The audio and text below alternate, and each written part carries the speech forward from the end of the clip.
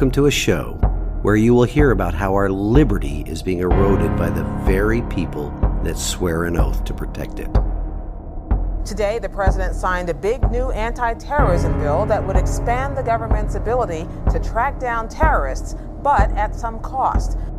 On this show, we will discuss many of the lies that the government that hates us, by the way, we will discuss the lies that the people in positions of power and influence spread every day. And what is the best way to confuse children? Confuse them about their sexuality, confuse them about their gender, expose them to things that their little brains are not ready for yet. That is how they are confusing children. It is leading to chaos, and Big Daddy government, of course, can be there to pick us all up and take care of us at the end of it.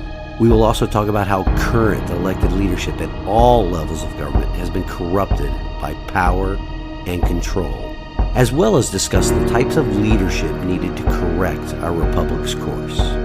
We the people. It was time to remember that we the people are the government. Providing assistance for the Ukrainians to defeat the Russians. That's the number one priority for the United States right now. I am your host, Larry Linton, retired U.S. Navy Command Master Chief and prior Tennessee House of Representatives District 12 candidate, and welcome to the Liberty, Leadership, and Lies podcast. Welcome to this week's show, ladies and gentlemen. The topic of liberty is up in the rotation today, and how appropriate given the news and events from this past week. First, there's the news that the GOP majority finally voted in a Speaker of the House. We'll discuss those efforts, and I will give you my thoughts on what transpired and the impact it had and will have on the citizens' liberty later in this show.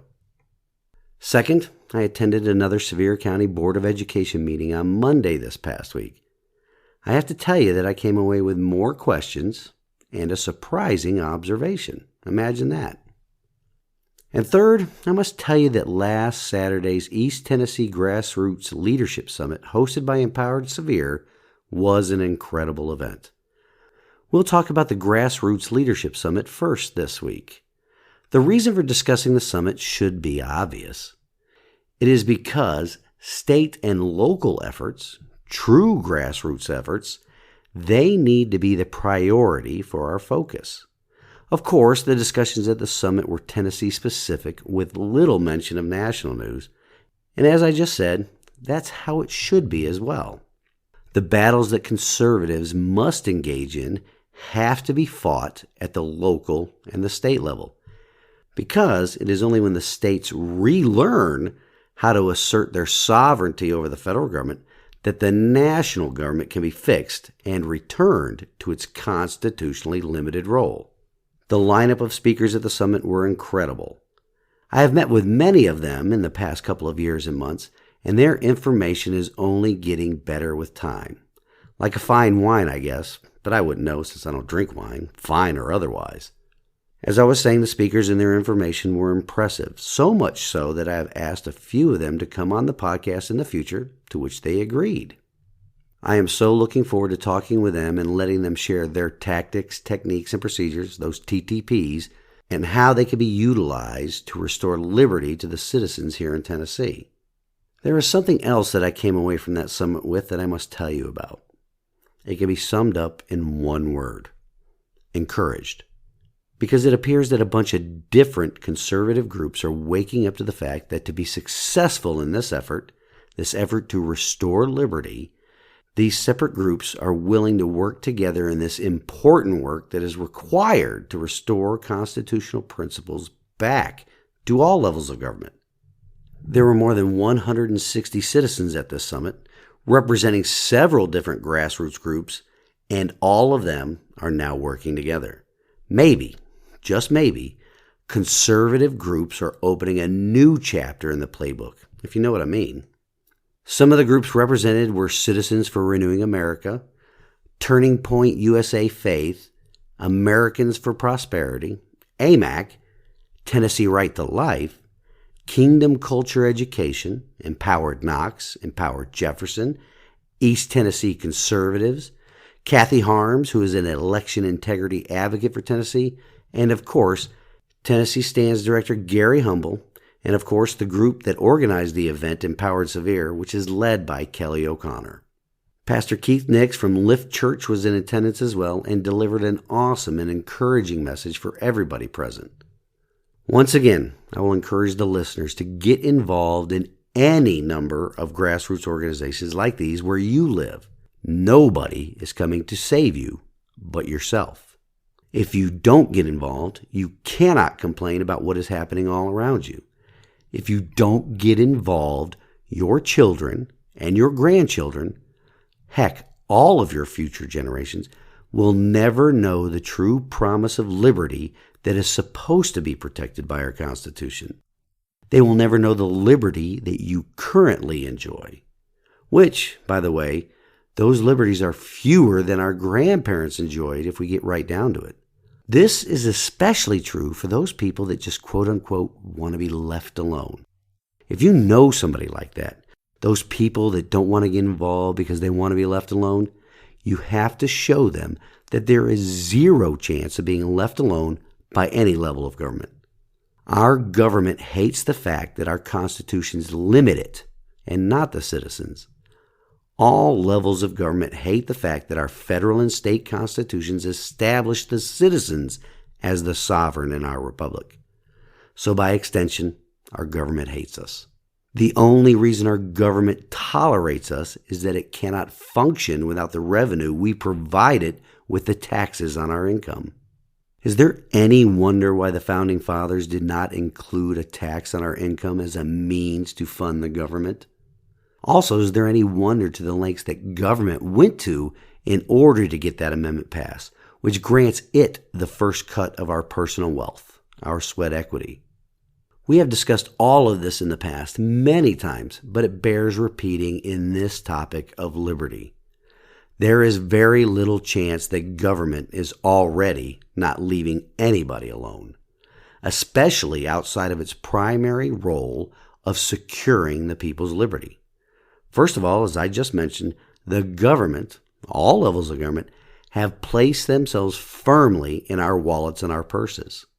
So much so that we are at a point in our nation's history where people do not know how much money they actually earn. They just know how much they bring home. Right off the bat, when every adult, and even teenage Americans that are employed, when they wake up and they go to their place of employment, Uncle Sam is already involved in their lives. The federal government, along with state governments that tax the fruits of an individual's labor, have turned those same American citizens into slaves of the world. These same governments are using our own income against us to make cultural changes that suits its needs, not the needs of the sovereign citizens. They use our sweat equity to perform extra constitutional roles that are far outside of government's primary function. And here recently, they are using our sweat equity to fund a corrupt government's war to enforce its territorial sovereignty overseas, while ignoring our own territorial integrity here at home. Ignored to the point that millions of people are crossing our southern border, bringing their anti-American culture of sex and drug trafficking with them, bringing their callous disregard for not only our set of laws, but often their callous disregard for the sanctity of life. That is just the beginning of every citizen not being left alone. The electricity we use in our houses, heavily regulated by the government and of course taxed. The cars we use to get to work and back home, yep, that too is heavily regulated and taxed by the government as well.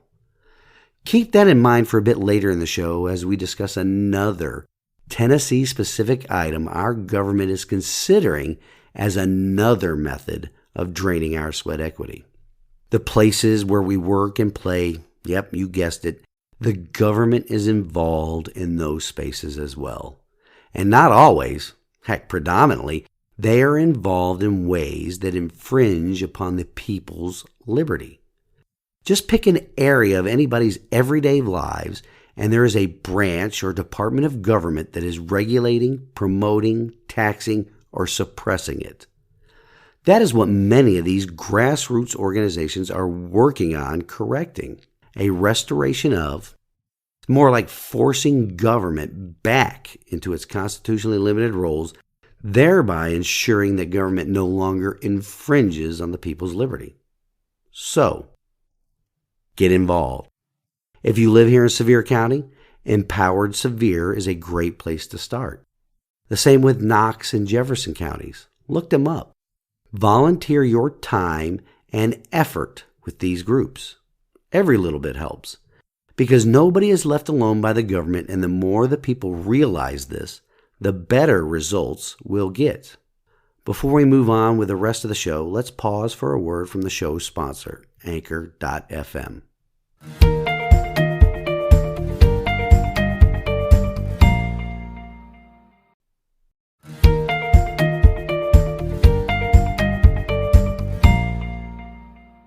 Welcome back, ladies and gentlemen.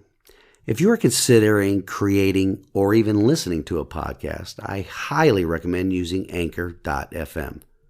This show's growth can be directly attributed to the tools available at Anchor and how it automatically distributes this show across many of the major podcast platforms. Now let's get back to liberty and taxes. In the opening segment, I referred to another way in which the state of Tennessee is looking to get further into our pockets. Our supposedly conservative governor, Bill Lee, he recently proposed to institute toll roads, or something called choice lanes, to be built and maintained by the private sector through a state partnership official. Governor Lee stated that this will be a needed investment due to the explosion in growth our state is experiencing.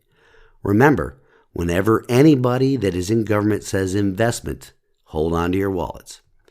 Now, mind you, the state of Tennessee is already experiencing a budget surplus in the billions of dollars.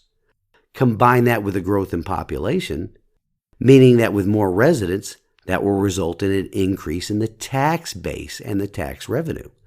The state of Tennessee's, well, heck, any government's insatiable appetite for our sweat equity cannot be quenched with revenue mechanisms already in place. Of course, government officials have to craft language to sell this idea to Tennesseans. It's just some more of those artful lies that we have discussed on the previous shows. Anyway, Governor Lee said that the state will not raise the gas tax or issue new road debt to fund the improvements. He wants the state to look for a public-private partnership to build the toll lanes and then have users pay tolls to use the additional lanes. Government is getting Tennesseans to buy off on these toll roads with the promise to not raise the gas tax. Just what exactly is the gas tax supposed to pay for? Yep, you guessed it, roads. This reminds me of a meme that floats around the internet occasionally that points out the absurdity of the reasons government proposes these taxes and fees for its citizens. It goes something like this. Hey government, would you kindly fix the road I was already taxed to fix so I'm not causing damage to the car I am taxed annually to drive and pay taxes on as well, which I purchased with the income you already taxed, which now sits in the driveway of my home that is already taxed.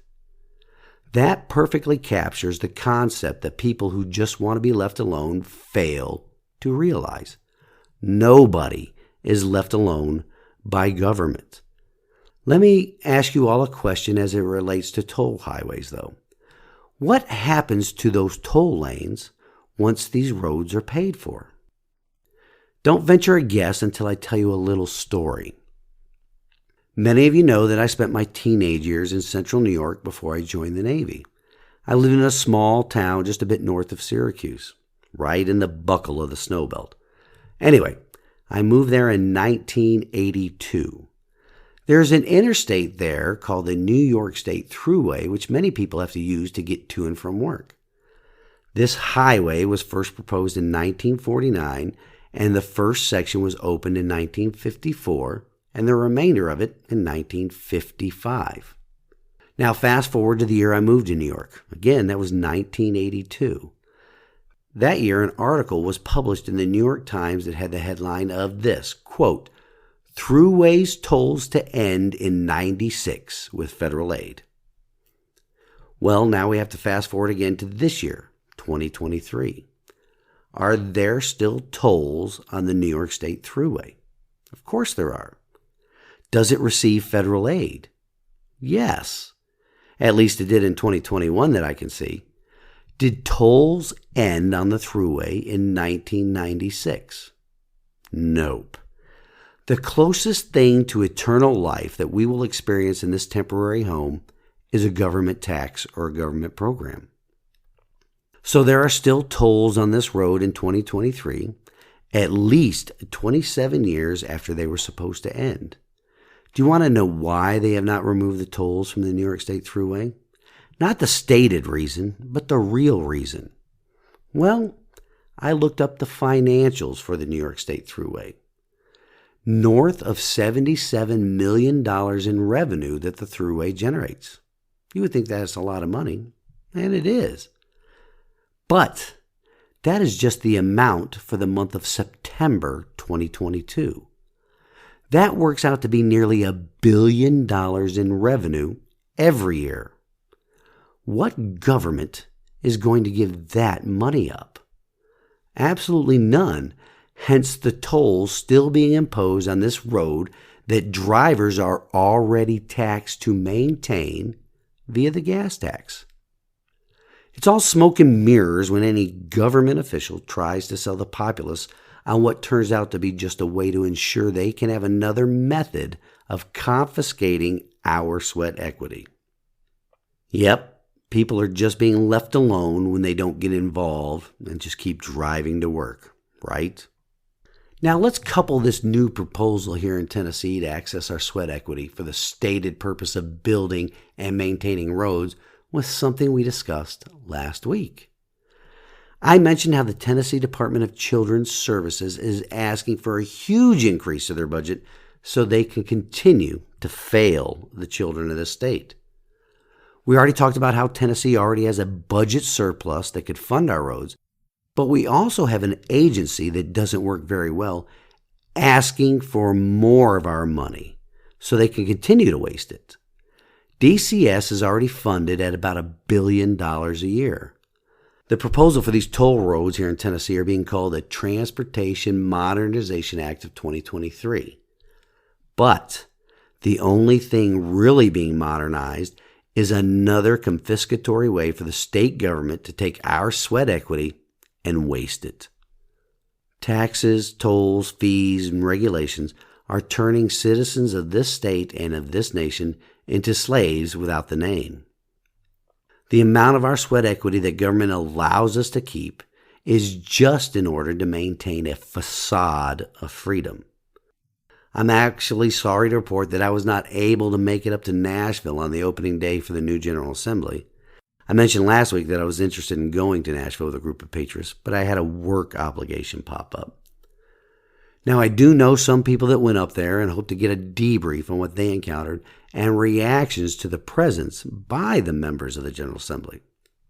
But speaking of interacting with the General Assembly, I sent an email off to the Tennessee Speaker of the House this past week, not really thinking I would receive a response, but lo and behold, I did receive one, and quite quickly, which was surprising, by the way. Anyway, I sent off an email to Speaker Cameron Sexton expressing my concern with the certain so-called pro-life legislators, him included, changing their position on Tennessee's trigger law ban on abortions in this state. And apparently, he didn't catch on to my pointing out his hypocrisy on legislation that provides affirmative defenses. Tennessee's Human Life Protection Act has within it an affirmative defense for doctors that perform abortions in order to save the mother's life. In light of this, we have to go back to when some truly conservative legislators in the Tennessee General Assembly wanted to move our state towards real constitutional carry. Speaker Sexton was not completely on board with that. Instead, what we got passed here in Tennessee, and what some Republican members of the legislature still like to call constitutional carry, is nothing more than an affirmative defense to the crime of carrying a weapon with the intent to go armed. Mr. John Harris of the Tennessee Firearms Association has spoken about that on this program a couple of times, as well as many times with his organization while they're advocating to change the code here in Tennessee. Basically, what the law here in Tennessee states is this. Tennessee Code Annotated 39-17-1307, subparagraph A, subparagraph 1, states a person commits an offense who carries, with the intent to go armed, a firearm or a club. What that part of the code really means is that it is a crime to carry any firearm in Tennessee with the intent to go armed. Explain to me any other reason for carrying a firearm, please. A club, sure, but what other reason for carrying a firearm would a person have other than the intent to go armed? That law is so broad, in fact, that it is even a crime to carry a firearm with the intent to go armed, now get this, on your own property, in your own home, without a permit. How do we know that is true? Because that same code makes each of those factors a defense to the criminal charge. When something is a defense or an exception to a criminal charge, it places the burden on the citizen to prove to a law enforcement officer or a jury that the individual's conduct satisfied the elements of the defense. What the so-called Republicans here in Tennessee passed, with Speaker Sexton's encouragement, was Governor Lee's permitless carry law, which almost every single one of them incorrectly calls constitutional carry.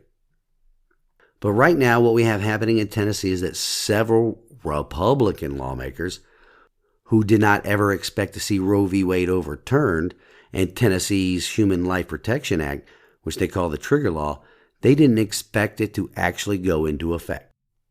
Even though the law has an affirmative defense in it for the protection of the mother's life, now all of a sudden these weak politicians have a problem with an affirmative defense in that law. In a recent interview that Speaker Sexton gave, he had this to say, quote, "I don't think it's reasonable to make a physician prove their innocence. So let's go back to the normal way the judicial system is, that you have to prove they are guilty," unquote. Based upon that statement, what are we to think? Well, I know what I think. The lawmakers that now want to change Tennessee's Human Life Protection Act and that belong to the pro-life party and the party of liberty, meaning the GOP, when it comes to actually defending the unborn, their principles aren't that firm. They don't believe in an affirmative defense in that law, but are perfectly fine with an affirmative defense when it comes to our God-given right to self-defense. Oh, the hypocrisy of it all. In Speaker Sexton's response to me, he now states that he is supportive of making changes in a bill that fixes the permitless carry bill. If he and the rest of the Tennessee GOP legislators were really supportive of making Tennessee a true constitutional carry state, all it would take would be to strike the sentence with the words, "with the intent to go armed," from the current law. Their inaction on that, removing just one sentence for many years now, is demonstrative of the intentions to not have true constitutional carry in Tennessee. What happens to unarmed populations, ladies and gentlemen? Well, they are turned into slaves. Look around you at all levels of government, and you can see that they work just as hard as eroding our liberty and confiscating our sweat equity as they do at trying to maintain the facade of freedom for the citizens. Which now brings me to my attendance at the school board meeting earlier this week. Again, it was a meeting where they talked amongst themselves without input from the people. Granted, nobody signed up to address the board this week, but it would not have been any different than the meetings in the past if a citizen, which is the board's employer, had addressed the board with a concern or a comment. They also voted and approved the use of facilities by groups or organizations without naming them in the meeting. I believe, especially with all the garbage and cultural rot that is permeating society today, that as the actual owners of those facilities, meaning the citizens and taxpayers of Sevier County, maybe we should be informed on the specifics of what groups and organizations are being allowed to use the facilities we paid for. These drag queen shows for quote-unquote all ages or that are as billed as quote-unquote family-friendly are popping up all over the country right now. And I would not be surprised if one of those groups requested to use a taxpayer-paid facility for one of their shows of depravity. Yet here we citizens were, attending a meeting that is really just a facade of freedom, while the school board approves the use of facilities by groups or organizations that are not named on the agenda. It should not take an open records request to find out this information, but that is where we are in our nation right now. That's where we are in Sevier County with our school board right now. So I'm going to send one off, and I'll be sure and let the audience know who these groups or organizations are. Oh, another thing about these school board meetings. Just a couple of years ago, they were sparsely attended meetings. Then, parents and taxpayers started paying attention and began to pack the room. Well, the room was packed this past Monday, but it wasn't mostly by parents and taxpayers. It seems that the word has gone out to the school district employees to start attending these meetings as well, filling up the room. Now, isn't that just a bit strange? It's almost as if the school board and the school district are attempting a show of force to try and intimidate people and keep them from coming and speaking. It would be hilarious if it were not such an obvious tactic that is employed by totalitarian governments. Well, I didn't leave myself much time to talk about what happened in the House of Representatives that eventually led to voting McCarthy in as the Speaker. I'll leave that up to next week's episode when we do talk about leadership, the fake it until you make it type of leadership. That's it for this week's show, ladies and gentlemen. Before we close, we have this week's wisdom from God's Word, and it comes to us from 1 Corinthians 7:23. God paid a high price for you, so don't be enslaved by the world. When God created mankind in His image, He provided us with free will. In other words, our free will is us imaging our Creator. Now, granted, our free will has gotten us into trouble sometimes, but still, it is a gift from our Creator. The Creator that loved us so much that He gave His one and only Son to die on a cross and rise from the dead in order for us to have a personal relationship with Him. What a high price to pay, don't you think? If you don't think so, consider this. Would any of you allow your child to be sacrificed so that you could have a relationship with everybody on the planet? I believe we all know the answer to that. Our Creator paid a high price so that we all could continue to exercise free will. The free will to believe in Him and have eternal life, or to not believe in Him and suffer the most extreme of consequences. Now here we are, His imagers of free will on this planet, the masterpiece of His creation, and we are willingly giving up our free will. We're giving it up to a government that was originally created to secure our liberty, our freedom. Our Creator paid a high price so that we would all not become slaves of the world. Let's all act accordingly to that high price that was paid.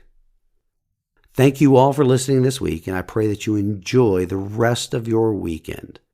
Until next week, stand in the arena with me. Reveille, it's time to wake up.